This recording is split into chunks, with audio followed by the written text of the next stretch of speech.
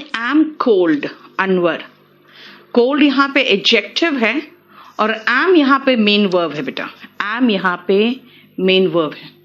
ठीक है, हम लोगों ने infinitive and gerund last class में खत्म करा दिया था।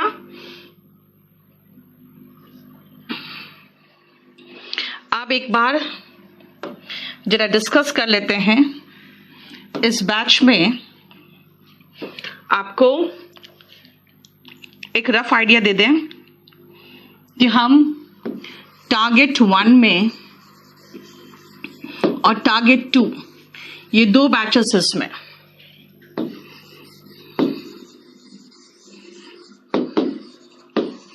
ठीक है। टारगेट 1 में हमने वर्ब किया था प्लस 2 वोकैब किया था, ठीक है, 2 शीट्स जो थे वोकैब के। इसमें हमने टेंस से शुरू किया, tense, question tag, then conditional sentence,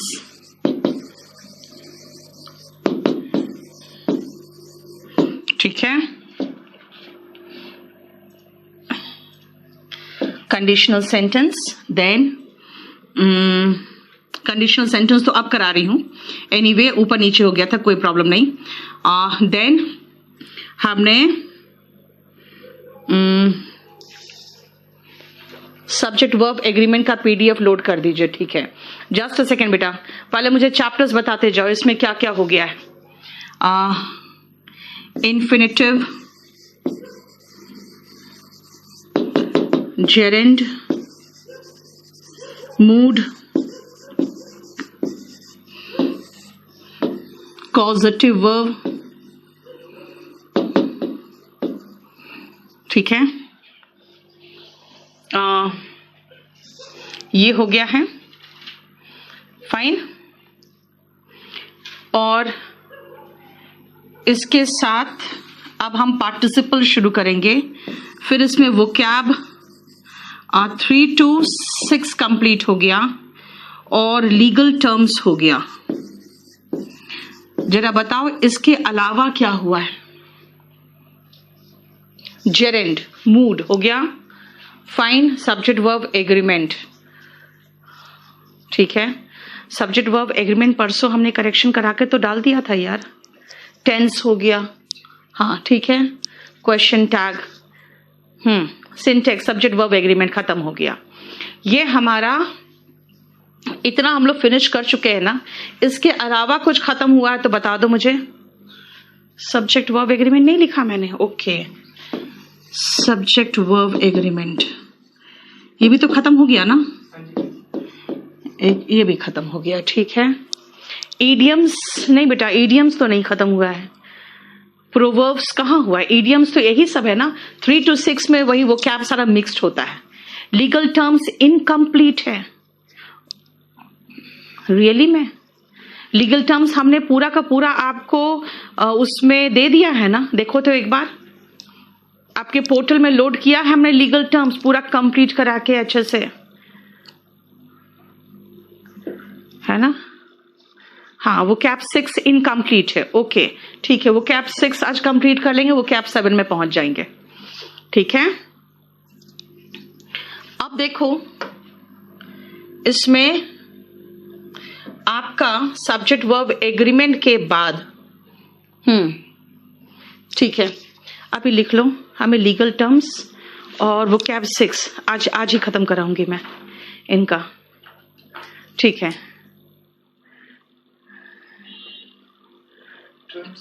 legal terms वो कैप अभी खत्म कराऊंगी मैं। Subject verb agreement and question tag का अपलोड कर दीजिए। लिखो सब्जेक्ट वर्ब एग्रीमेंट और क्वेश्चन टैग। मुझे तो लगता है लोड किया हुआ होगा यार, क्या बात कर रहे हो। सब्जेक्ट वर्ब एग्रीमेंट और क्वेश्चन टैग तो हम लोड किए हुए हैं, फिर वही तो नीचा कह रही है डाला हुआ है। करण कोई भी एंटोनिम नहीं कराता बेटा। लिखो लीगल टर्म्स 39 तक हुआ है, 52 तक आज खत्म कराएंगे, ठीक है ना। देख लेना किस डेट में है, उसके बाद में करा दूंगी, नहीं तो फटाफट डाल के दे देना मुझे। नया वाला पेन ड्राइव में नया वाला ले आना। हो गया, फाइन। कुलदीप वर्ब बेसिक में बेटा है कुछ नहीं, वर्ब बेसिक में सिर्फ कंफ्यूजिंग वर्ब जो है ना दैट इज इंपॉर्टेंट। वही कंफ्यूजिंग वर्ब मतलब समझो वो क्या होता है।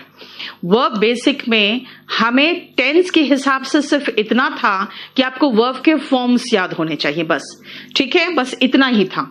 तो वो हम अब कराएंगे बाद में, उसको रहने दो। अब सुनो, यस वही तो कह रहे हैं, डाला हुआ है, एक बार चेक कर लेना तो तुम टारगेट वाले बैच का चेक कर लेना। तो चलो अब मैं कराऊंगी इसमें पार्टिसिपल, ठीक है, उसके बाद मैं कराऊंगी इसमें आपको पार्टिसिपल के बाद इन्वर्जन, ठीक है, उसके बाद मैं passive voice कराऊंगी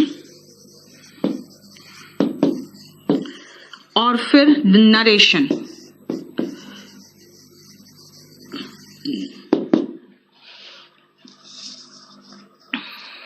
yes Vicky, antonym बेटा कभी याद नहीं करते करण, एंटोनिम आप खाली प्रैक्टिस करते हो। वर्ब बेसिक इंपॉर्टेंट सिर्फ इतना है कि वर्ब बेसिक में वर्ब के फॉर्म्स याद होने चाहिए, वरना वर्ब बेसिक पूरा का पूरा चैप्टर सिर्फ जो मेन पोर्शन वो है कंफ्यूजिंग वर्ब, जो आपके वोकैब वगैरह के लिए इंपॉर्टेंट हो जाता है।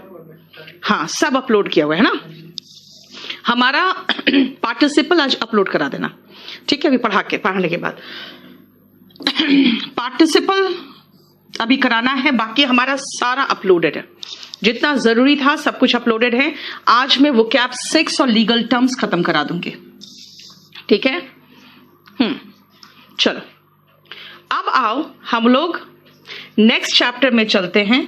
ये देख लो, अभी हमें ये 4 चैप्टर, ये जरा स्क्रीनशॉट मार के मुझे भेज देना ये 4 चैप्टर हैं जो हम खत्म कराएंगे, और फिर मैं आपको बता दूं ये 4 चैप्टर खत्म कराने के बाद फिर आपके साथ टारगेट 3 मर्ज होगा, जो नाउन प्रोनाउन से मर्ज होगा, ठीक है, क्योंकि पार्ट्स ऑफ स्पीच से, जैसे मेरा बैच 5 पार्ट्स ऑफ स्पीच से शुरू हुआ है, बैच 6 वर्ब से शुरू हुआ है, बैच 7 टेंस से शुरू हुआ है।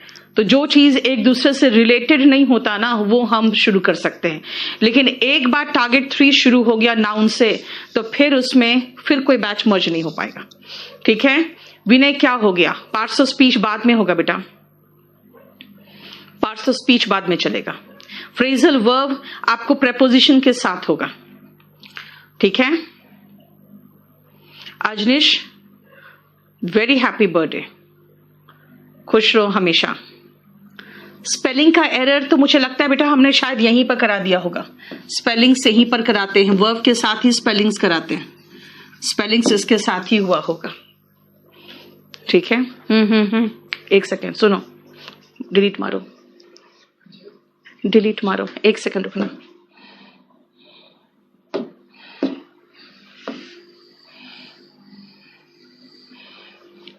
आपको सबको सिलेबस पता है, इसीलिए मुझे नहीं लगता है आपको प्रॉब्लम होता होगा पता करने में कि हाँ अब करो। अभिषेक क्या प्रॉब्लम है बेटा, मुकेश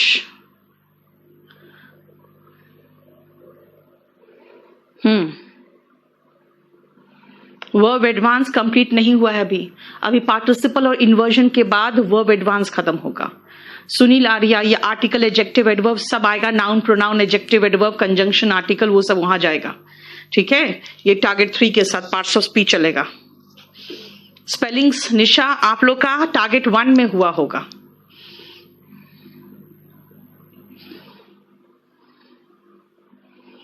प्रोहिबिट में प्रपोजिशन लेता है but we prohibit smoking, prohibited them लगा दोगे बेटा तब ना आपको फिर लगाना पड़ेगा, ठीक है। करण अभी तो नहीं आ पा रहा बेटा, मैं तो यहीं इसी में इतनी बिजी हो गई हूं, मैं कुछ नहीं कर पा रही हूं, ठीक है, इसी चक्कर में इतनी बिजी हूं मैं कुछ भी नहीं कर पा रही हूं। हाँ जो एकदम नया वाला है ना वो लेके आना। चलिए पार्टिसिपल शुरू करें। मैंने जैसे पढ़ाया है बेटा मैंने वैसे लिख दिया है, ठीक है। अगर टारगेट 1 वाले कहेंगे हमें स्पेलिंग्स नहीं हुआ तब मैं देखूंगी, ठीक है। अब आ जाओ पार्टिसिपल में, सबसे पहले पार्टिसिपल का ये पेज देखो, फिर आगे बढ़ेंगे।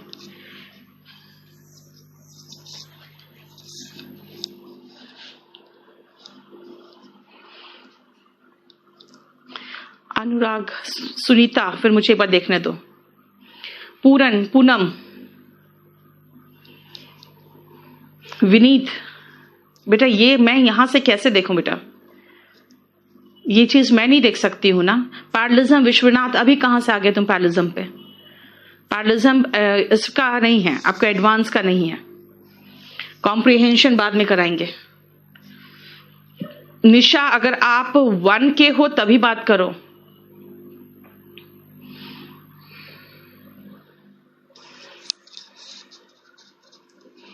ओके आलोक, चलो मैं देख लेती हूँ एक बार, मैं चेक कर लेती हूँ।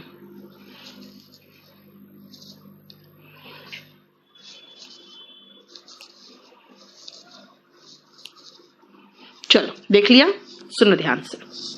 पार्टिसिपल, पार्टिसिपल बेटा, पार्टिसिपल जो है वो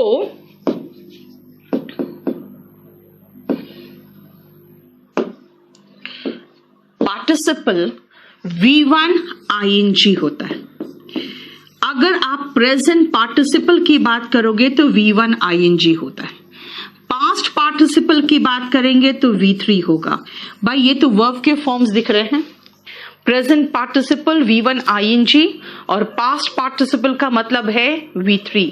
इसका मतलब ये तो हमें दिख रहे हैं वर्ब के फॉर्म्स। अगर ये वर्ब के फॉर्म्स है, वर्ब के फॉर्म्स है तो फिर पार्टिसिपल क्यों? फिर सीधा वर्ब बोलो, है ना?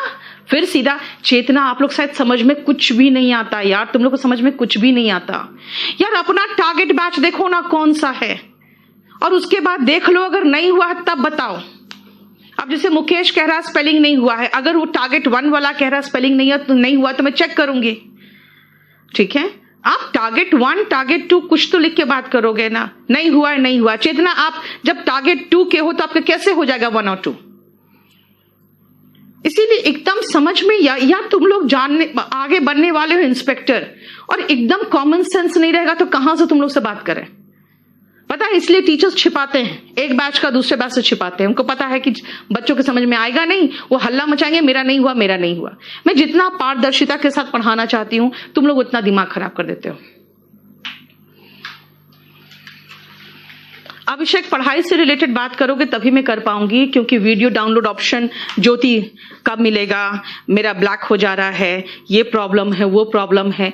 मैं टेक्निकल प्रॉब्लम अगर निपट सकती ना तो मैं केडी लाइव को कब से अलग हटा के मैं खुद ही अपना केडी कैंपस में ऑनलाइन चलाने लगती।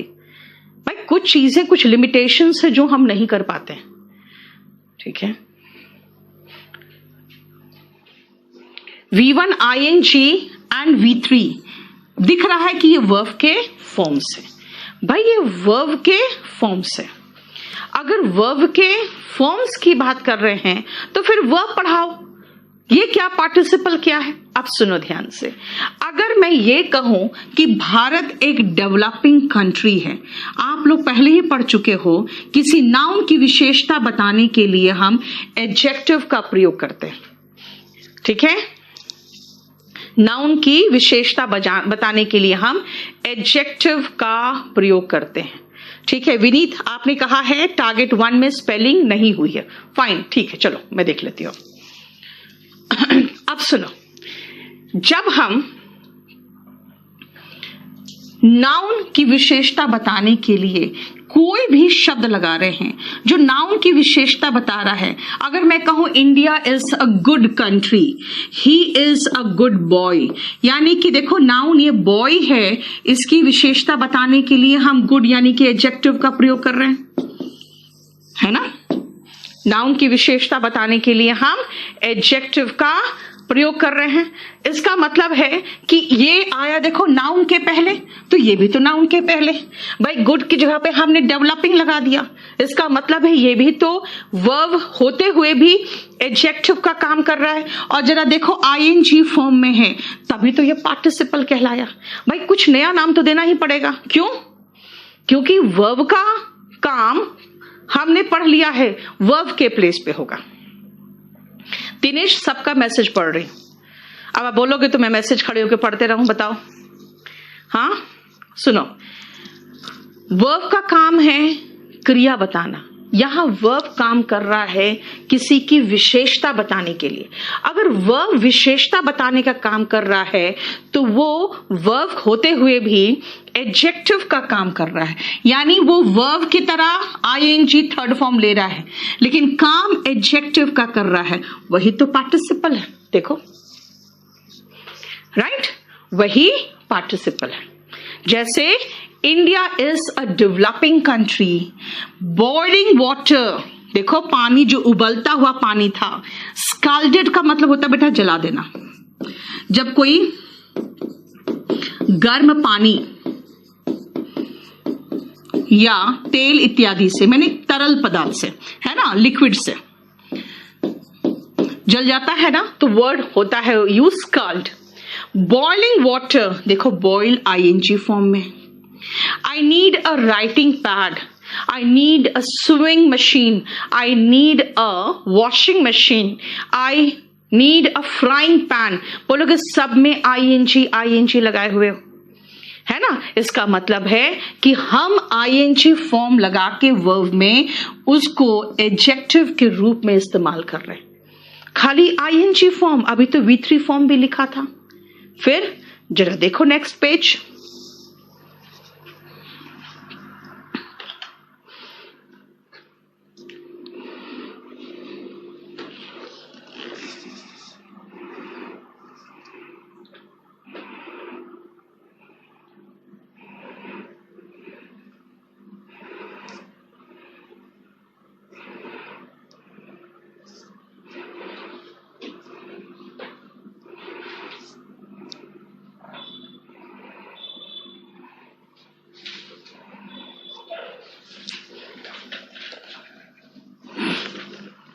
देख लिया, मैंने कहा India is a developing country. America भाई डेवलप का थर्ड फॉर्म है।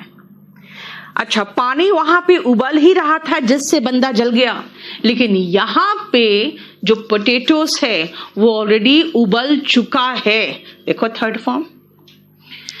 एग्रीमेंट कैसा है? जो ऑलरेडी लिखित बन चुका है। इसका मतलब है कि हम लोग इन सभी में एक चीज देख रहे हैं, क्या? इन सभी में जो नाउन है उसकी विशेषता बताने के लिए ये देखो थर्ड फॉर्म है ना। यानी कि हमने आईएनजी फॉर्म भी लगा के देख लिया और थर्ड फॉर्म भी लगा के देख लिया। लेकिन डिफरेंस क्या है भाई? डिफरेंस क्या है?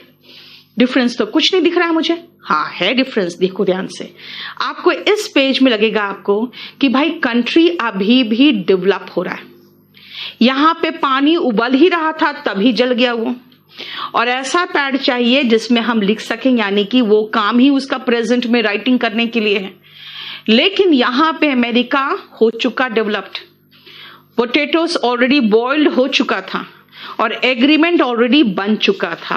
यानी कि जो प्रेजेंट का एहसास कराए वो V1 ING। बेटा मैश का मतलब होता है ना, जब उबला हुआ आलू को आप मैश करते हो तो एक पल्प बनता है ना, मुलायम सा पल्प, इसलिए मैश करना होता है, उसको कुचलना। ठीक है, यानी कि हमें एहसास हुआ कि थर्ड फॉर्म खत्म वाला मामला और V1 ING चलता हुआ मामला। मतलब फिर से ध्यान से देखना, ये फाइनाइट वर्ब है, ये फाइनाइट वर्ब है स्कैल्डेड, और ये फाइनाइट वर्ब है। आपको महसूस हो रहा है कि इंडिया इज मतलब इसी समय हो रहा है। हैज स्कैल्डेड कब स्कैल्ड किया? जब वो उबल रहा था। नीड कब किया? जब वो राइटिंग की जा सकती है उसमें। लेकिन आपको इसमें महसूस हो रहा है कि अमेरिका इज प्रेजेंट की बात है, ये पहले हो चुका। मैश करो किसको? जो हो चुका, और मुझे दिखाओ कौन सा जो पहले बन चुका।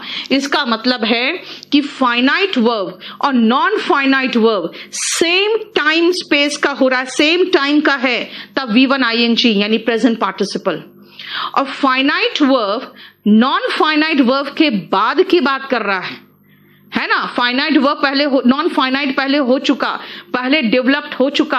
अब मैं कह रही हूं अमेरिका है, राइट तो वो थर्ड फॉर्म है ना, इसीलिए जो पास्ट का एहसास करा रहा है वो थर्ड फॉर्म। देखो वही चीज लिखा हुआ होगा और हम टाइप्स में आके सबसे पहले आप ये पढ़ लो प्रेजेंट पार्टिसिपल क्या है।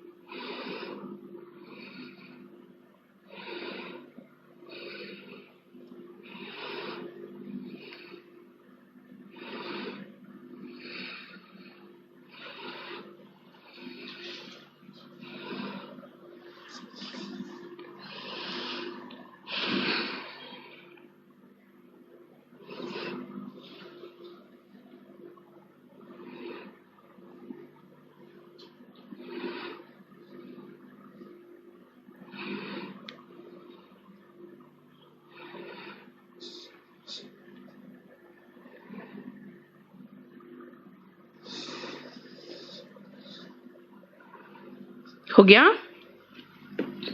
देखो ध्यान से पार्टिसिपल। पूछा क्या डाउट है। She prefers dash dinner as she is not good at cooking. She prefers my making dinner हो जाएगा, माई कुकिंग डिनर हो जाएगा, ठीक है। She prefers me to, prefer मुझे नहीं करती है, ठीक है। Past means V3 Prince Kumar, हम लोग यहाँ पे V3 यूज करेंगे। क्यों? क्योंकि हम पास्ट का मतलब यहाँ पे टेंस नहीं है बेटा, यहाँ हम एडजेक्टिव के रूप में दिखाना चाह रहे हैं, ठीक है। टेंस होता तो V2 करते, पार्टिसिपल में V2 आता ही नहीं है। चलो प्रेजेंट पार्टिसिपल देखो क्या है। नॉन फाइनाइट वर्ब जिसका प्रयोग एडजेक्टिव के रूप में होता है, जो एक्सप्रेस करता है प्रेजेंट एक्शन को in relation to the time expressed by the finite verb and is in V1 ing form is called present participle. क्या कहा है मैंने? सबसे पहले वर्ड जो यूज किया है मैंने नॉन फाइनाइट वर्ब। एक बात बताओ, ये तो शुरू से बता रही हूं मैं, क्या बता रही हूं मैं कि इन्फिनेटिव, जेरेंड और पार्टिसिपल तीनों क्या है? तीनों नॉन फाइनाइट वर्ब है। हो गया। क्यों नॉन फाइनाइट वर्ब है भाई? वो ना टेंस पर डिपेंड करता है ना पर्सन पे। I want to go, I wanted to go, she wants to go, to go का टू गो ही रहा। I avoid cutting trees, he avoided cutting trees, मतलब इधर कुछ भी किया कटिंग ही रहा। इसका मतलब है कि ये एक तो नॉन फाइनाइट वर्ब है जो टेंस पर और पर्सन पे यूज पर डिपेंड नहीं करता। यूज्ड एज एडजेक्टिव अभी तो बताया, which expresses present action in relation to the time expressed in the finite verb। मैंने तो कहा India is a developing country। finite verb जिस टेंस में है उसी काल में वो उधर वाला भी है। मान लो हमारा इंडिया डेवलप हो गया, ठीक है, और डेवलप्ड बन गया। मैं कह रही हूं India was a developing country, तो वॉज पास्ट बता रहा है ना, तो डेवलपिंग भी उसी का काल बता रहा है। फाइनाइट वर्ब वो होता है बेटा जो टेंस के अकॉर्डिंग चेंज करता है। यानी अभी मेरा इंडिया क्या है? इंडिया अभी डेवलपिंग कंट्री है। मान लो हम डेवलप्ड हो चुके, तो मैं आपको अपना भूतकाल बताऊंगी कि तुम्हें पता है हमारा देश है ना डेवलपिंग कंट्री था। मान लो मैंने पास्ट बताया, तो डेवलपिंग कब का है? पास्ट का ही। यानी फाइनाइट वर्ब के ही टाइम का एहसास कराएगा। ये फाइनाइट वर्ब के ही टाइम का एहसास कराता है। यानी वो कब जला? जब पानी उबल रहा था तब, है ना, तभी तो उस समय पानी उबल रहा था, उसने उसको जला दिया, राइट। लेकिन यहां पे देखो ना, अमेरिका इज क्या? A developed country. भाई ये पहले हो चुका, अब ये काम खत्म है। खत्म होके जो हमें एक फिनिश्ड प्रोडक्ट मिला है ना, जो एक फिनिश्ड प्रोडक्ट मिला वो है डेवलप्ड कंट्री का, और वो फिनिश्ड प्रोडक्ट अभी है, लेकिन अभी वो डेवलप नहीं कर रहा है, डेवलप्ड हो चुका। वही तो यहां पर एक्सप्लेन कर रही हूं मैं कि वो प्रेजेंट एक्शन बताता है। कब का प्रेजेंट एक्शन? जिस काल में फाइनाइट वर्ब है उसी के काल का। किस फॉर्म में आता है? आईएनजी फॉर्म में। बस, ठीक है। लेकिन ये जो पोर्शन है ना, ये वाला पोर्शन, ये समझाने के लिए मुझे आपको नेक्स्ट एग्जाम्पल समझाऊंगी, तभी समझा पाऊंगी उसको, ठीक है। नेक्स्ट एग्जाम्पल समझाऊंगी तभी उसको समझा पाऊंगी, इसलिए पहले आप इस एग्जाम्पल को देखो। बेटा रानू क्या लिखते हो? अब बिकम का भी थर्ड फॉर्म में बिकम्ड लगाओगे, बिकम का थर्ड फॉर्म बिकम है, become, became, become.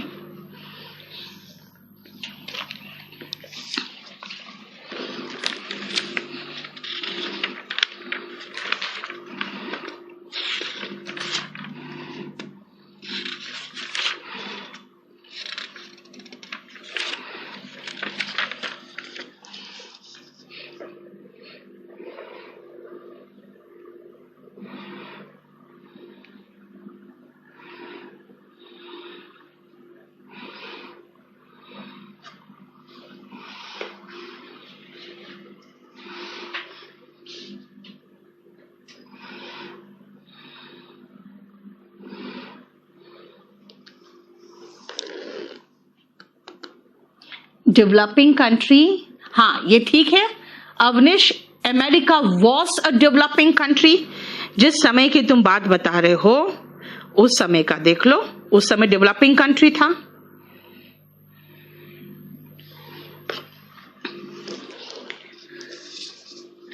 Dangling participle, रुक जा भी, इतनी हड़बड़ी किस बात की है? जिंदगी भर इंग्लिश पढ़ा नहीं आदर्श, अभी इतनी हड़बड़ी हो गई तुम्हें? सुनो, सबसे पहला बीइंग इल, कौन था बीमार? मैं। आई डिड नॉट कम, कौन नहीं आया? मैं। ओके, काम मेरा खत्म। क्यों? मुझे जरूरत नहीं पहले भाग के लिए कोई सब्जेक्ट का रीजन। भाई बीच में आई आया ना, वो इधर का भी सब्जेक्ट का काम कर लिया और इधर का भी सब्जेक्ट का काम कर लिया, है ना। बीच में बैठा हुआ बंदा दोनों परिवार संभाल लिया। क्लियर? ठीक है। अब सुनो ध्यान से, दोनों तरफ के लिए ये आई अकेला काम आ गया। मतलब वापस चलो, जो कहना चाह रही हूं, मैं कहना चाह रही हूं कि अगर दो एक्शंस एक साथ हो, साइमल्टेनियस का मतलब एक साथ, तो ऑफ कोर्स एक साथ ही तो हो रहा है, यानी कि सेम टाइम दर्शाना चाहिए, एक साथ, एक ही टाइम। जिस समय की बात हो रही है उसी समय इंडिया डेवलपिंग कर रहा है। The subject of the second action, second action का जो सब्जेक्ट है वो अपने आप फर्स्ट एक्शन का भी सब्जेक्ट बन जा रहा है। देखो ध्यान से, फर्स्ट एक्शन का भी सब्जेक्ट अपने आप बन जा रहा है, यानी कि हमें अलग से सब्जेक्ट लगाने की जरूरत बिल्कुल नहीं है। देखो, कोई जरूरी नहीं है मुझे इल के लिए अलग से सब्जेक्ट लगाने की। क्यों? क्योंकि अगर दो एक्शन साइमल्टेनियस है, भाई एक ही समय पर है। क्यों? बीमार थी उसी समय नहीं आई ना, अलग अलग थोड़ी हुआ है। तो सेकेंड भाग का सब्जेक्ट अपने आप फर्स्ट भाग का भी सब्जेक्ट बन गया। और बोलोगे बीइंग क्यों आया मैम? मैंने तो कहा है सेम टाइम पर, जिस समय इंडिया इज उसी समय डेवलपिंग। तो देखो डेवलपिंग लिखा, वही चीज मैंने यहां कहा कि कब नहीं आई? जिस समय बीमार थी। बीमार थी इसलिए नहीं आई, बीमार होने के कारण नहीं आई, है ना। लेकिन यहां पे मैं एक नया पॉइंट सिखाना चाह रही हूं कि देखो कौन इल था, नहीं दिया। आई डिड नॉट कम, अच्छा ठीक है इल मैं थी, कैसे पता भाई? कोई सब्जेक्ट नहीं है तो ये आई इसका भी तो सब्जेक्ट का काम कर रहा है। यानी मैंने क्या कहा था भी?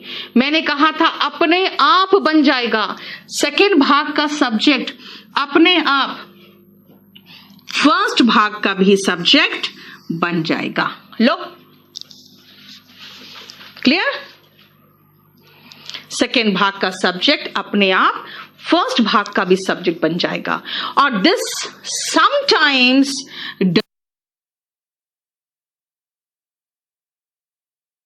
does not change the meaning of the sentence।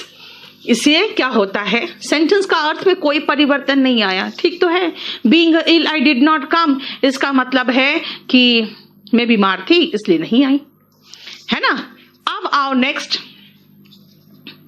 लेकिन कई बार जो फर्स्ट भाग का सब्जेक्ट है ना, नीड्स अ सेपरेट सब्जेक्ट।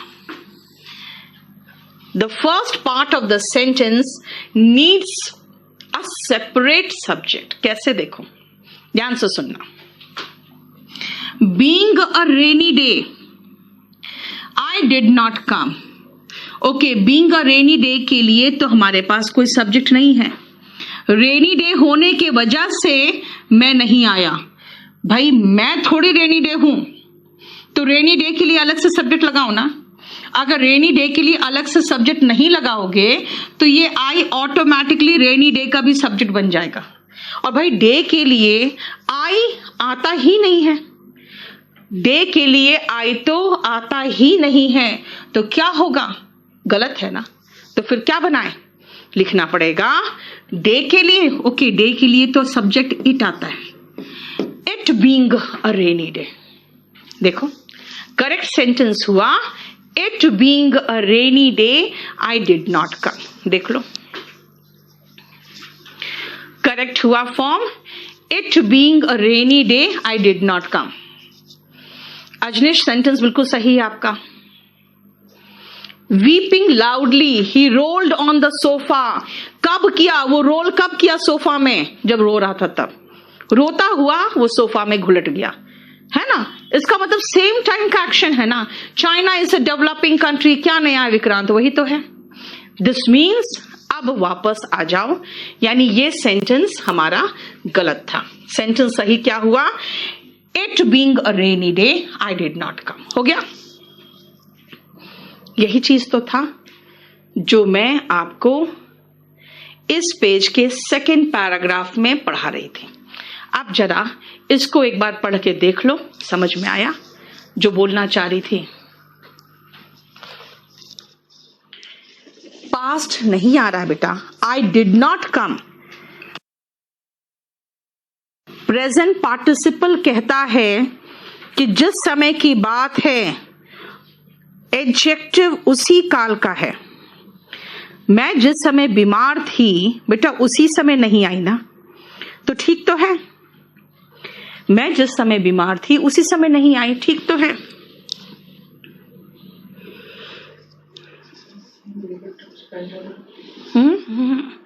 फिर फंस जाता है। हो गया। अब आओ नेक्स्ट पेज में हमने being ill I did not come समझा दिया और it being a rainy day I did not come समझा दिया। लेकिन जरा देखो डैंगलिंग पार्टिसिपल क्या है, एक बार रीड करो फिर समझ में आएगा।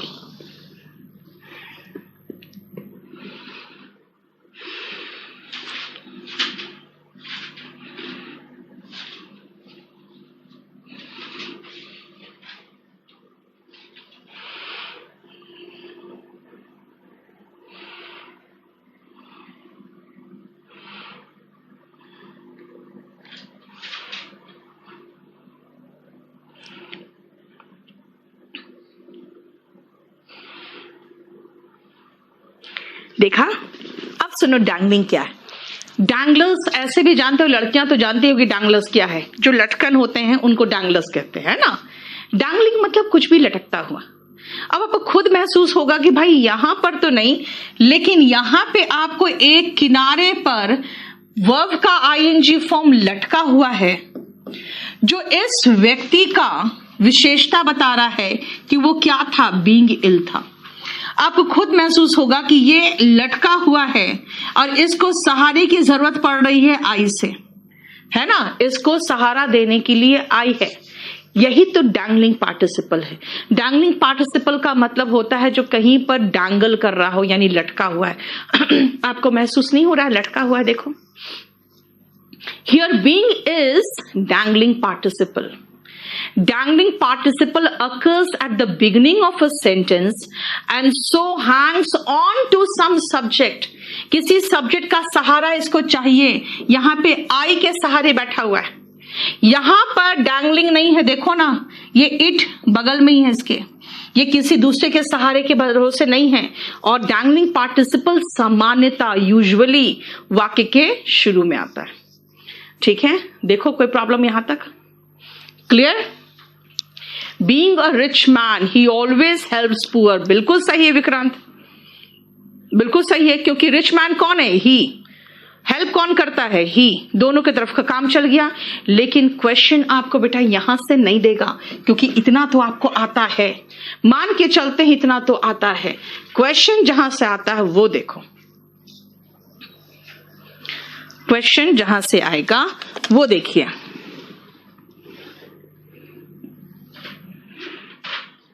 एक बार धीरे करना।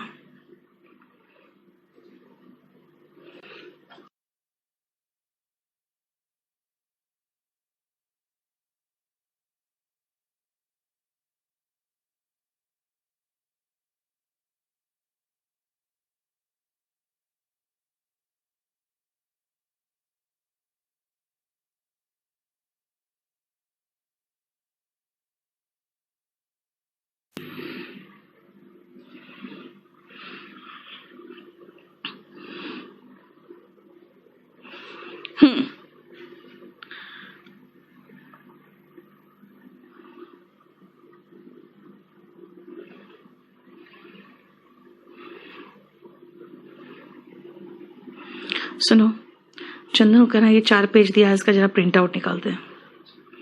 चलो आप देखो ध्यान से,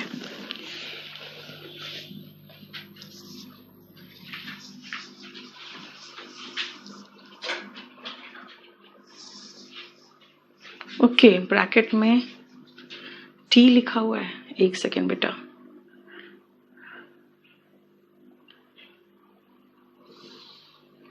कहाँ ब्रैकेट में टी लिखा है बेटा? आई लिखा हुआ है।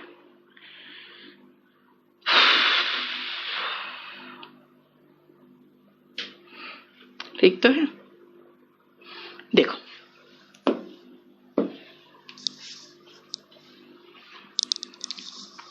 देखो next, being a rainy day I could not go out, है ना? क्या है? बीइंग नहीं, it being a rainy day, क्योंकि रेनी डे मैं थोड़ी हूं। सेकेंड भाग का सब्जेक्ट देखो, आप ध्यान से सेकेंड को समझना। Standing at the top of the hill, the houses below, below का मतलब हो गया भाई नीचे, यहां पे हाउस है, हाउस यहां पे, वर हार्डली विजिबल, इसका मतलब ऊपर से देखने पर ये हाउसेस ना के बराबर दिख रहे थे, है ना? इसका मतलब स्टैंडिंग कौन? Standing at the top of the hill, the houses ना भाई, हाउसेस ऊपर खड़े नहीं थे, बल्कि हाउसेस बिलो, यानी कि हाउसेस जो थे वो नीचे थे, ये नहीं दिख रहे थे ऊपर से।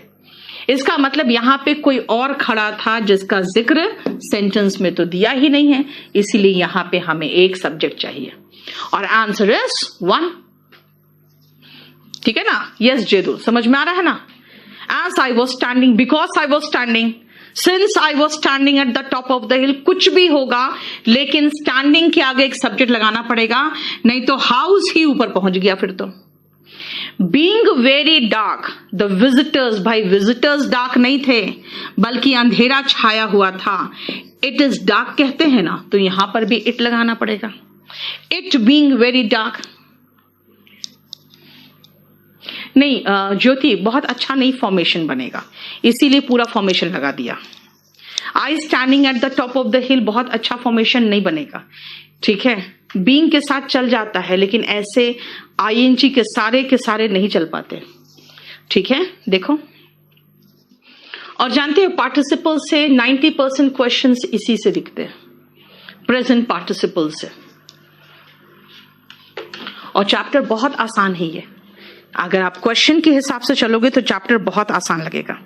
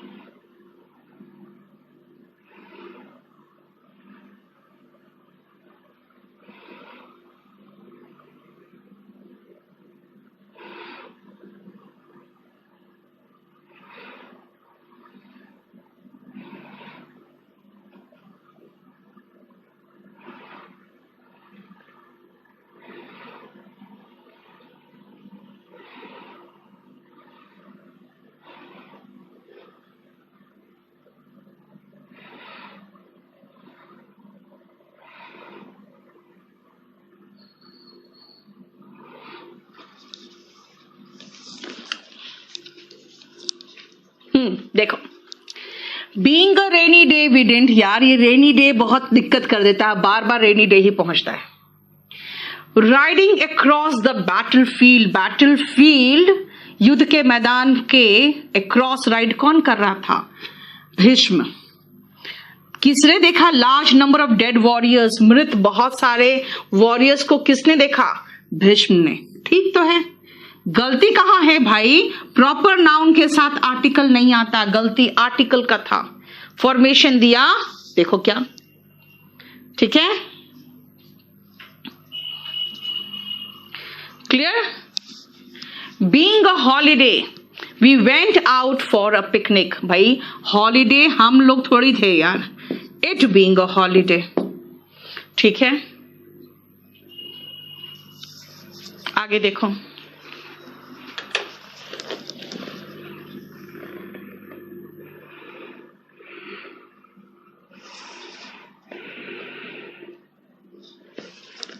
क्या लिख रहे हो आलोक? कार्टल।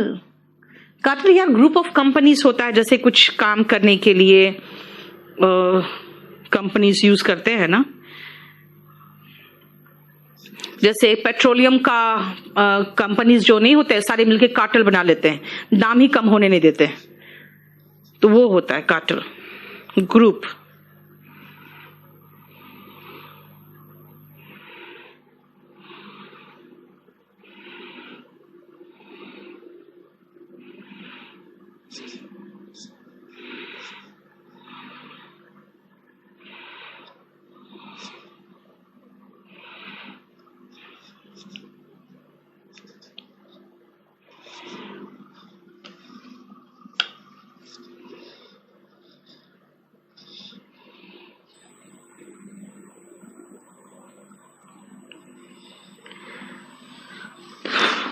चलो देखो नेक्स्ट,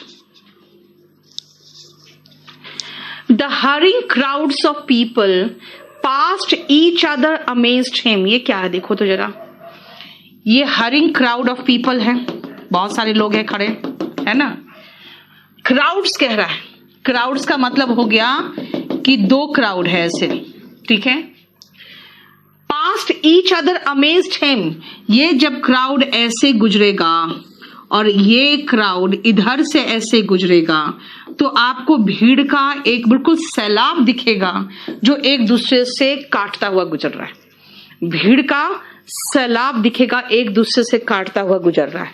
अगर एक दूसरे से काटता हुआ गुजर रहा है तो गुजरता हुआ इज पासिंग, यानी कि जो हड़बड़ी में जो दो क्राउड थे लोगों के, जो एक दूसरे से गुजर रहे थे, एक दूसरे से होते हुए गुजर रहे थे, उसको देखकर ये बिल्कुल अचंभित रह गया, देखकर अचंभित रह गया, ठीक है। बताओ कोई प्रॉब्लम? 7 का मीनिंग बता दिया मैंने।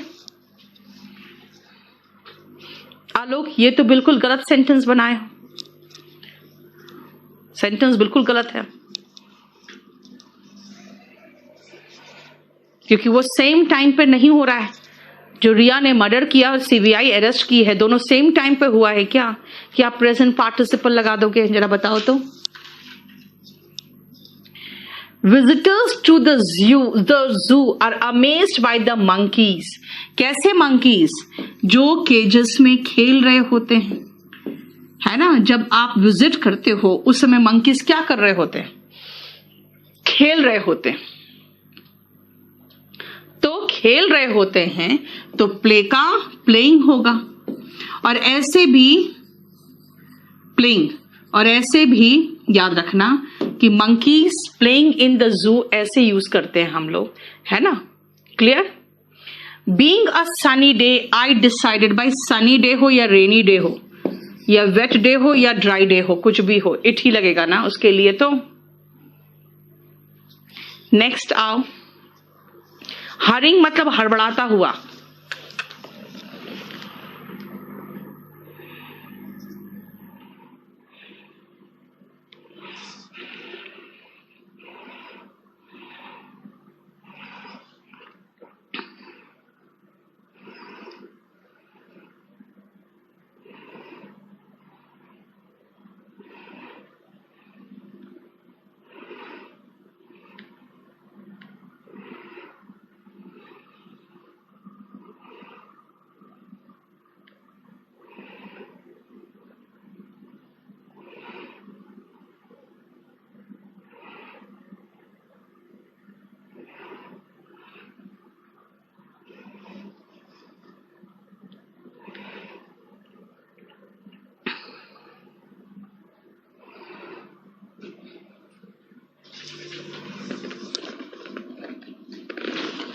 नेक्स्ट आओ, being an awe of them. Awe का मतलब होता है ना like a feeling of admiration.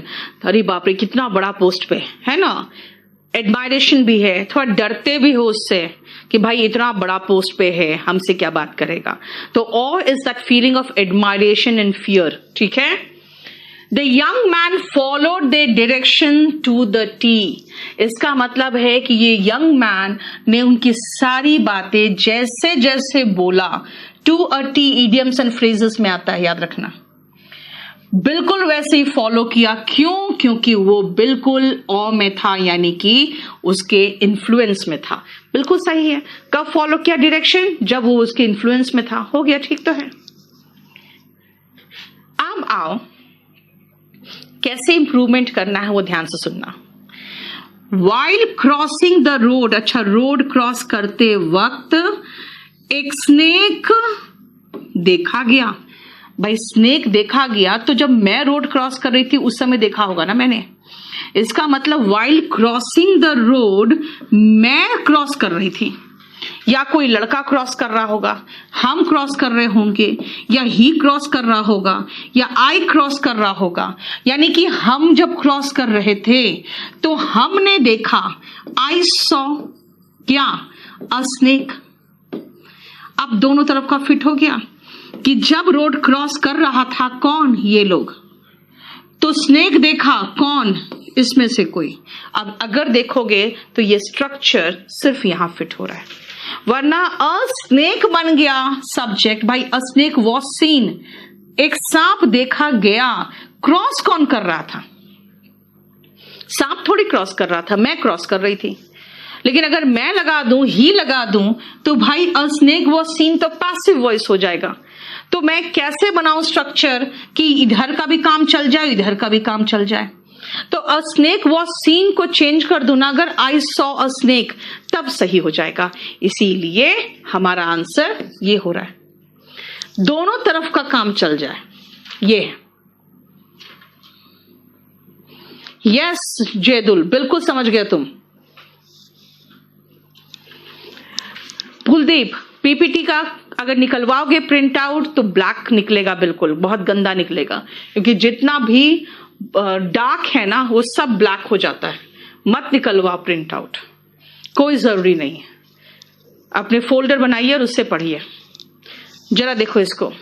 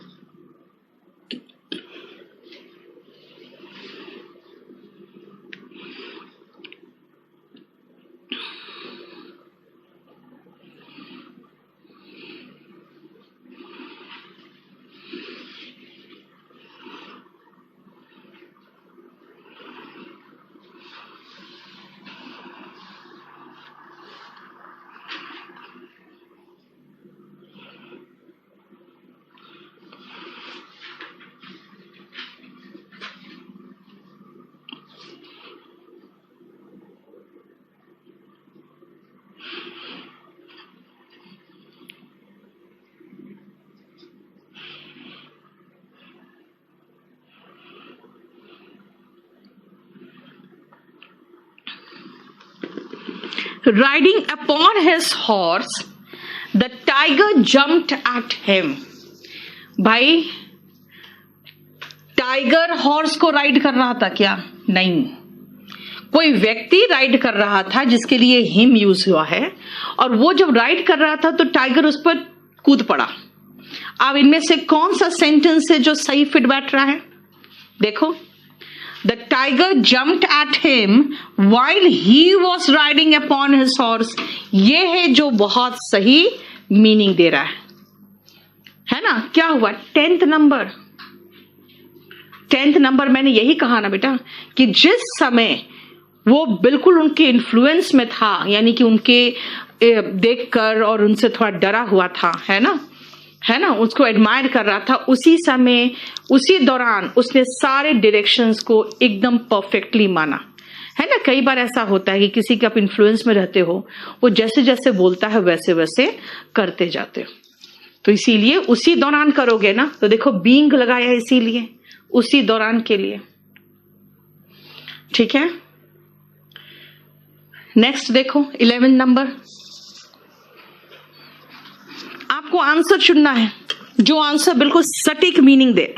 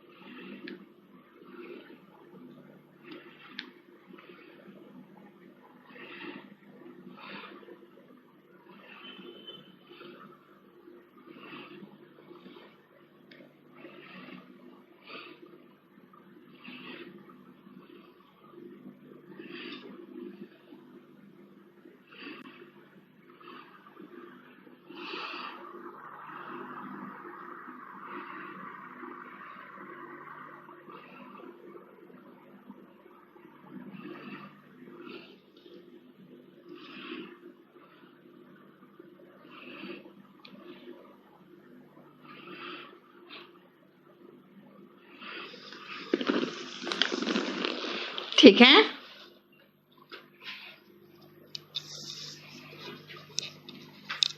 Vikrant 161 कम है बेटा, फिर भी काफी इंप्रूवमेंट है, बहुत अच्छी बात है। चलो देखो next, walking along the road an old man run over the lorry. Run over का मतलब होता है बेटा कुचल देना। रन ओवर जो वर्ड है ना, रन ओवर का मतलब होता है कुचल देना। भाई ये आदमी थोड़ी कुचल देगा इस लॉरी को, लॉरी मतलब वही हुआ ना ट्रक वगैरह, है ना? लॉरी को आदमी थोड़ी कुचलेगा, लॉरी को आदमी नहीं कुचलेगा, आदमी को लॉरी कुचलेगा ना। आप देखो कौन सा सही लग रहा है, the lorry run over an old man. कौन सा ओल्ड मैन? जो चल रहा था रोड पे, ये हुआ, है ना?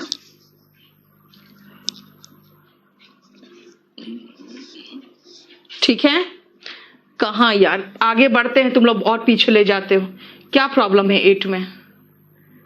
मंकीज क्या कर रहे होते हैं उस समय जब विजिटर्स जाते हैं? तो वो खेल रहे होते हैं, उसी टाइम की बात हो रही है, तो प्लेइंग होगा।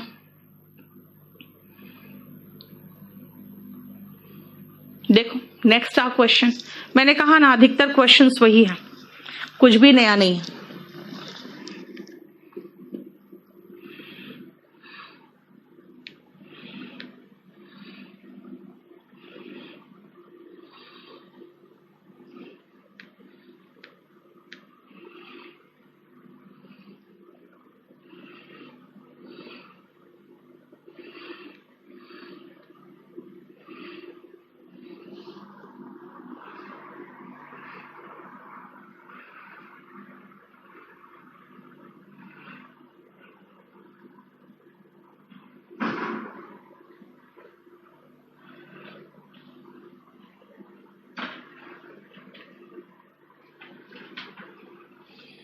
देखना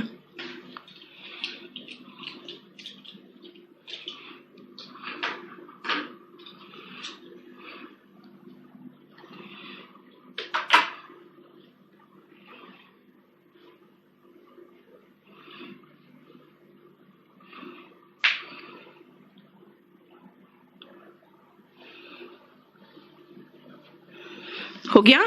चलो,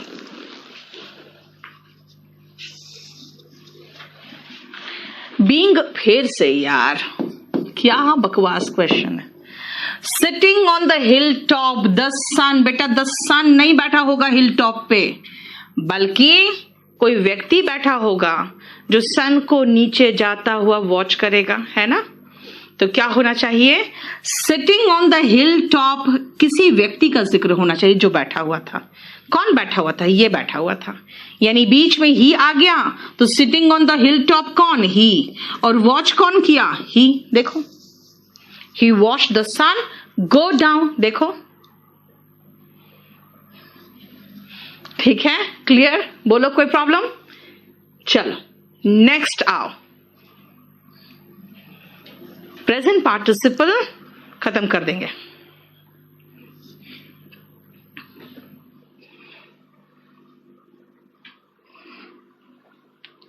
निशा थोड़ा सा मेहनत करो बेटा, सब होगा।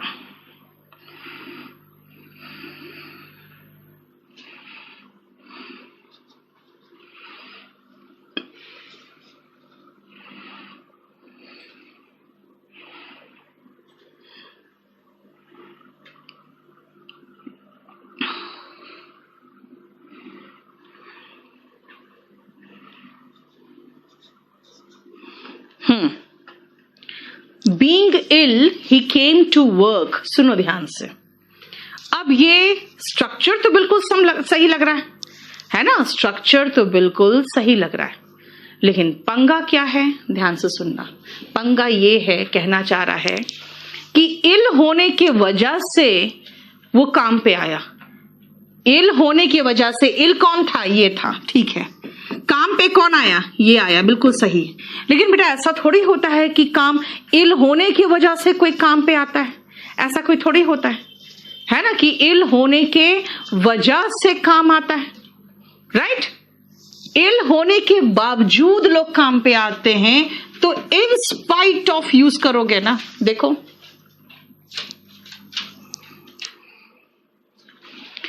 यस विक्रांत, अभी तो आपका आधा भी नहीं खत्म हुआ है। मैंने कहा ना आपको, नाउन, अभी तो पार्ट्स ऑफ स्पीच तक भी नहीं पहुंचे हो आप लोग, यानी आधा भी नहीं खत्म हुआ अभी।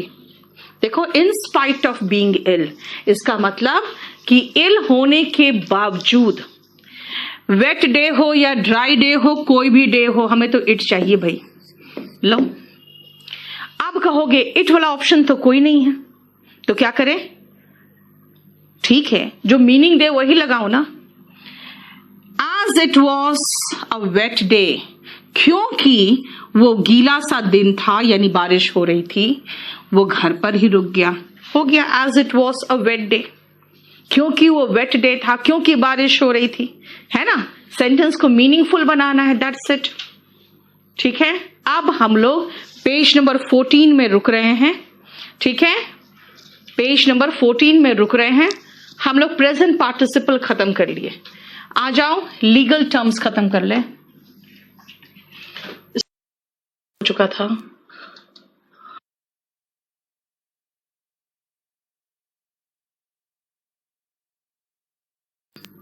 जितना पढ़ाया सब देते जा रही हूँ, 8, 9, 10, 11, फिर सबका मीनिंग एक्सप्लेन किया हुआ है। 12, 13, 14, 15, फिर सबका मीनिंग है, यानी कि पूरा कंप्लीट मैं आपको मीनिंग के साथ ये मटेरियल आपको अपलोड हो गया कि नहीं, वो एक बार चेक कर लो आप। ठीक है, कहां तक हुआ था? Thank you Vikrant.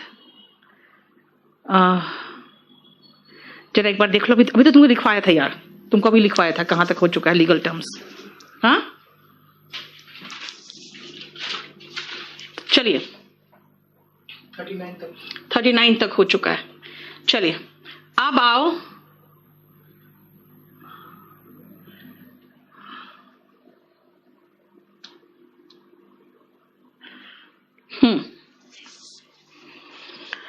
सुनो 40 में आओ।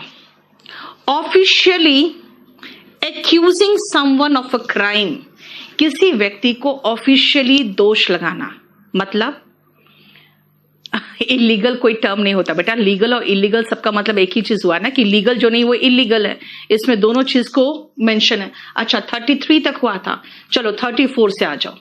परमानेंट रेसिडेंस, जो रेसिडेंस परमानेंट है, परमानेंट का मतलब क्या होता है कि आप जहां से हो, देखते हो कहते हो ना भाई मैं एमपी से हूं, मैं यूपी से हूं, मुझे वहां का डोमिसाइल बनवाना है। क्यों डोमिसाइल बनवाते हो? ताकि आप प्रूव कर सको कि भाई हम वहीं से हैं, है ना। इसलिए डोमिसाइल होता है जो परमानेंट रेसिडेंस बनाया जाता है। यूथनेशिया बहुत सारे देशों में, यहां तक कि आप एक दो केसेस में इंडिया में भी हो गया कि भाई जब कोई व्यक्ति बिल्कुल बहुत तड़प रहा है और उसके ठीक होने की कोई संभावना नहीं है, अधिक पेन में है, तो कानूनी रूप से उसको एक पेनलेस मौत दे दी जाती है, जिसको हिंदी में कहते हैं दया मृत्यु, है ना। वो मर्सी किलिंग होता है। देखते हो कहते हैं माल्या का एक्सट्रेडिशन कराने के लिए पूरी हमारी सरकार लगी हुई है। माल्या का एक्सट्रेडिशन का मतलब क्या हुआ? वो यहां से फरार है, यहां पे आरोपी है, तो देश कोशिश कर रहा है कि ये जो आरोपी है वो दूसरे देश में बैठा हुआ है, इंग्लैंड में बैठा हुआ है, अमेरिका में बैठा हुआ व्यक्ति को हम यहां ट्रांसफर करा सके, वो एक्सट्रेडिशन होता है। एक ट्रीटी के अंतर्गत एक्सट्रेडिशन कराया जाता है, ठीक है। नेक्स्ट आओ, crime against one's own country. देखते हो अभी जो शेरगिल और ये सब के बारे में जो केसेस चल रहे हैं, है ना, क्या होता है उसमें? उसके राजद्रोह का मुकदमा चल रहा है। जितने भी लोग बहुत आपे से बाहर होके उन्माद में आके जाके देश के खिलाफ बगावत कर गए, या तो दंगा फसाद कर दिया या तो चलो पत्थरबाजी ही कर दिया। आपको पता है यूपी में, दिल्ली में इन सब के खिलाफ जो मुकदमा दायर हुआ है उसमें जो सेक्शन लगाया है वो राजद्रोह का यानी देशद्रोह का मुकदमा लगा दिया है। देशद्रोह का मुकदमा इनफैक्ट जिसको कहते हैं ना कि रेप केस हो या मर्डर हो, उससे ज्यादा खतरनाक वो सेक्शन होता है। इसीलिए अपने देश के खिलाफ crime is treason and sedition, इन दोनों का मतलब होता है राजद्रोह या देशद्रोह। A person who lives in a particular place, बेटा पर्सन के लिए या कहीं का निवासी जो होता है ना, उसको हम सिटीजन नहीं तो डेनिजन दोनों वर्ड यूज करते हैं। देख लो, सिटीजन तो सबको पता है। Done in the interest of only one side in a case, मैंने आपके खिलाफ केस किया, आपको मैंने समन भिजवा दिया, आपके घर में वो रिसीव भी हो गया, लेकिन जब मैं कोर्ट गई हूं डेट पे तो आप नहीं आए हो। अब मैं ये आप जज के सामने सबूत रखूंगी कि देखो इनको हमने भेज दिया है और समन रिसीव भी है। तो जज क्या करेंगे, एक पक्ष में यानी मेरे पक्ष में केस को आगे प्रोसीड कर देंगे। क्यों? क्योंकि मैंने आपको इन्फॉर्म कर दिया। अब आप नहीं आए हो तो मेरा केस थोड़ी खराब होगा। एक्स पार्टी का मतलब होता है एक पार्टी के फेवर में केस को प्रोसीड कर देना इज एक्स पार्टी। देखो, done in the interest of only one side in a case, party PARTE होगा, TY नहीं होता, ठीक है। देखो, officially accusing someone of a crime, यानी औपचारिक रूप से एक्यूज का मतलब होता है आरोप लगाना। अब जैसे कोई FIR दर्ज मैंने कराया, मैंने उसमें XYZ का नाम लिखवा दिया, इसका मतलब वो आके मुझे कहेगा कि मैम आपने मुझे इस केस में इंडाइट क्यों किया। बेटा ये इंडिक्ट नहीं है प्रोनाउंसिएशन, इसका प्रोनाउंसिएशन है इंडाइट। बायस्ड का मतलब होता है पक्षपातपूर्ण, पक्षपातपूर्ण होता है बायस्ड का मतलब। ये बायस्ड नहीं है, कोर्ट किसी के फेवर में नहीं है, किसी के खिलाफ नहीं है, बायस्ड नहीं है, बल्कि भाई हमने जो काम किया हमने प्रॉपर आपको सूचित किया है, आप आए नहीं, ठीक है। तो कोर्ट का काम है आगे प्रोसीड करना ना, केस को लंबा लटकाना थोड़ी हुआ। ऑफिशियली किसी को किसी क्राइम के लिए एक्यूज का मतलब होता है आरोप लगाना। ऑफिशियल यानी कि FIR में मैं चिल्लाते रहूं तुम चोर है, तुम चोर हो, तुम चोर हो, तो इंडाइट नहीं होगा। मैंने FIR में नाम लिखवा दिया तब वो इंडाइट होगा, ठीक है। नेक्स्ट आओ, ये सारा मीनिंग आपको यहां पे हमने दिला दिया, ठीक है। नेक्स्ट आओ, जहां पे असला बारूद रखे जाते हैं उसको आर्सेनल या आर्मरी कहते हैं। जहां पर भी असला बारूद रखे जाते हैं उसको हम आर्सेनल नहीं तो आर्मरी कहते हैं, ठीक है। आपको पता है आप जब कोर्ट में केस करते हो ना तो बहुत ध्यान से करना पड़ता है, क्योंकि उसके लास्ट में एक एफिडेविट लगा होता है। उस एफिडेविट में अंडर ओथ आप साइन करते हो कि केस में जो जो चीजें दी गई है वो सारी चीजें बिल्कुल सही है और सच है, और मैं इस बात का बिल्कुल रिस्पॉन्सिबिलिटी ले रहा हूं कि मैंने जो कहा है सब कुछ सच कहा है। वो ओथ है। बाद में अगर प्रूफ हो जाए कि तुमने जो लिख के दिया है या कोर्ट में शपथ लेके जो कहा है वो झूठ कहा है, तो आप पर मुकदमा परजुरी का बनता है। परजुरी का मतलब होता है शपथ के अंतर्गत झूठ बोलना। ठीक है, देखो 43 में आओ। किसी का पीछा करते हो, जैसे कई बार आप किसी लड़की के घर से स्कूल छोड़ने जाते थे, है ना, कॉलेज छोड़ने जाते हो, कॉलेज में उसके पीछे पीछे घर तक आते हो, है ना, तो वो क्या है? स्टॉकिंग है, वो एक क्राइम है। क्राइम क्या है वो? देखो, किसी को फॉलो करना या वॉच करना इन अ थ्रेटनिंग वे। थ्रेटनिंग इसलिए कहा गया है क्योंकि कई बार ऐसा होता है कि अगर लड़की रेडी नहीं होती है तो लड़का उसकी हत्या भी कर देता है। तो वो थ्रेटन ही तो कर रहा है ना एक तरह से, कि या तो तुम मेरी बात मानो, नहीं तो मैं कुछ भी कर सकता हूं। राइट। आजकल तो ऑनलाइन स्टॉकिंग भी लोग करते हैं। जब पता करते हैं कि अच्छा वो कहाँ गई थी, किसके साथ फोटो है, तो वो उसका ऑनलाइन फेसबुक वगैरह देखकर वो पता करता है कि ये कहाँ कहाँ गई है। तो इसीलिए आजकल ऑनलाइन स्टॉकिंग के खिलाफ भी केस बना है कि आप किसी का पीछा नहीं कर सकते। ठीक है। वेग्रेंसी आओ। वेग्रेंसी ध्यान से सुनना क्या है। कई बार सुनोगे कि अच्छा गरीब है ना, भिखारी है, पैसे दे दो। फिर कई लोग कहेंगे नहीं नहीं, भिखारी को भीख नहीं देना चाहिए। क्यों? क्योंकि वो एक क्राइम है, पता है। और क्राइम में अगर आप भीख दे रहे हो ना तो कहते हैं हाँ एबेटमेंट टू क्राइम कर रहे हो, है ना, एबेटमेंट टू क्राइम करते हो। एबेटमेंट टू क्राइम का मतलब कोई अगर क्राइम कर रहा है और उसका सहयोग कर रहे हो तो एबेटमेंट ही तो हुआ। पहले पढ़ चुके एबेटमेंट आप, है ना। इसका मतलब क्या है कि crime of living on the street, भाई सड़क पे रहना और लोगों से पैसे मांगना, ये एक क्राइम है जिसको कहते हैं वेग्रेंसी। ये एक क्राइम है जिसको कहते हैं वेग्रेंसी, और इसीलिए इसका वर्ड देखो क्राइम वर्ड यूज किया है। 45 और 46 में आपको एक वर्ड दिख रहा है वेव, देखो, है ना, एक वर्ड दिख रहा है wave.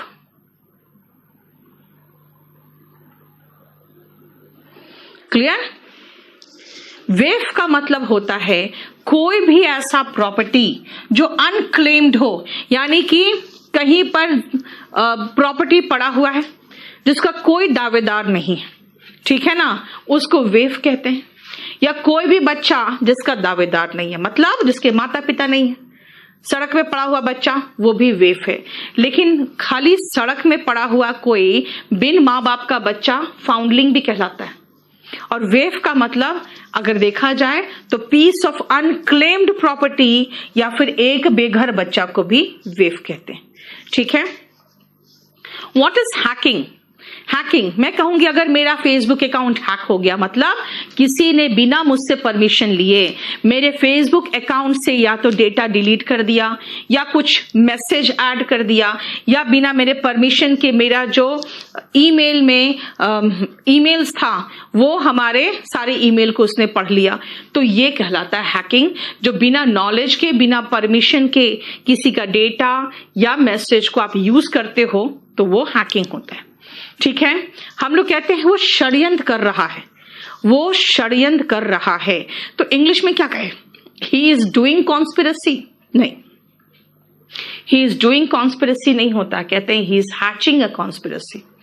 He is doing conspiracy नहीं होता है, he is hatching a conspiracy होता है। बेटा आपने ऑफन कहा है, ORPH, ऑफन का मतलब होता है जिसका माँ बाप नहीं है। यहां पे बेघर बच्चे की बात है, ठीक है, अता पता नहीं है उसके बारे में। क्लियर? बेघर बच्चे की बात है। सो हैच अ कॉन्स्पिरेसी का मतलब क्या हुआ? इसका मतलब होता है षड्यंत्र करना। आप कहोगे हैच का मतलब तो बचपन में पढ़ा था, अंडे का जो अंडा फूटना जिससे बच्चा निकलता है ना, जैसे बहुत दिनों के बाद जब अंडा फूटता है तो द एग्स हैच कहते हैं, है ना। देखो बेटा वहां पर वो हैच का मीनिंग कुछ और है, यहाँ पे हैच का मीनिंग है किसी तरह का षड्यंत्र करना। ठीक है। क्या हुआ अभिषेक? विश्वनाथ 3 सेकंड तक देख सकते हैं। बेटा 3 सेकंड को खाली किसी से कुछ बात भी करना तो 3 सेकंड देखते ही हो, ठीक है, लेकिन अगर आप रेगुलर उसको देख रहे हो तो गलत कर रहे हो। नेक्स्ट पेज में आओ। द जज dash in the open court pronounce the verdict. अब सुनो ध्यान से, अब जैसे 2-3 वर्ड्स मैंने आपको समझाया कि एक तो हैच का मतलब जैसे अंडा का फूट के बच्चा निकलना, प्रोनाउंस का मतलब तो होता है कि अच्छा मैम इस वर्ड को कैसे प्रोनाउंस करते हैं, इसका उच्चारण कैसे करते हैं, ये बताइए, है ना। लेकिन एक बात सुनो, यहां प्रोनाउंस का तो मतलब कुछ और आ रहा है। वर्डिक्ट का मतलब होता है फैसला, इसका मतलब हुआ फैसला सुनाना, है ना। देख रहे हो, प्रोनाउंस का मतलब यहां क्या निकल रहा है, फैसला सुनाना।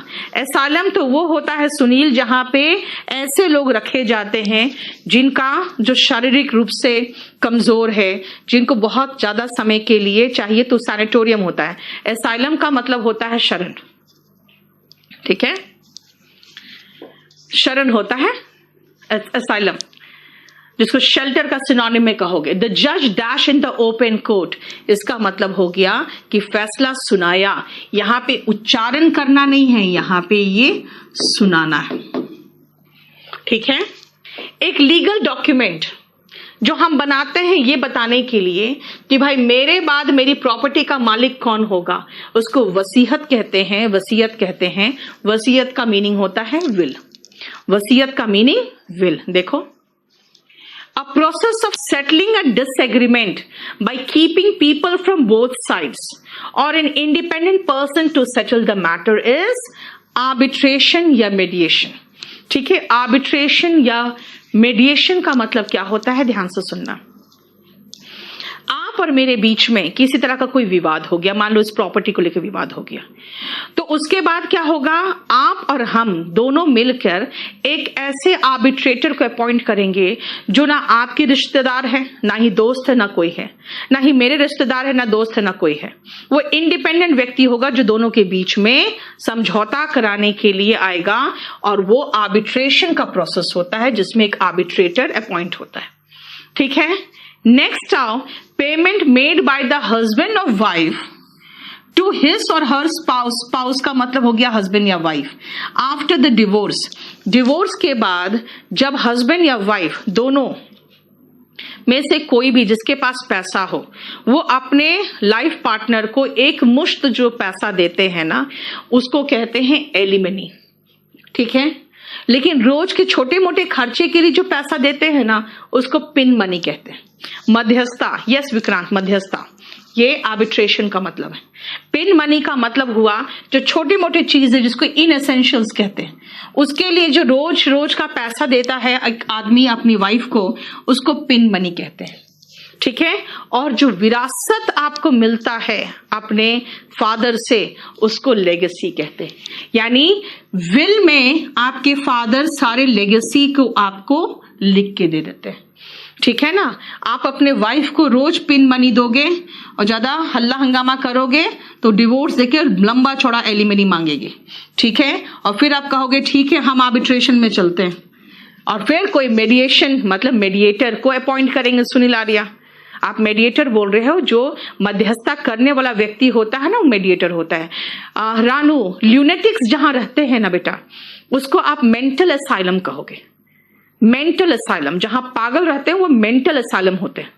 जैसे कोई भी राजनीतिक, जैसे यहां दलाई लामा को पॉलिटिकल असाइलम दिया गया था, राजनीतिक है ना, मानसिक, तो वो वर्ड ऐड करना पड़ेगा ना। असाइलम का मतलब शरण होता है, ठीक है। लगता है हमें हमारा खत्म हो गया, क्लियर। ये हम मोस्ट प्रोबेबली आप देख लेना, आपका 22 पेजेस है कि नहीं, जो लोडेड है कि नहीं, 22 पेजेस वाले, ठीक है।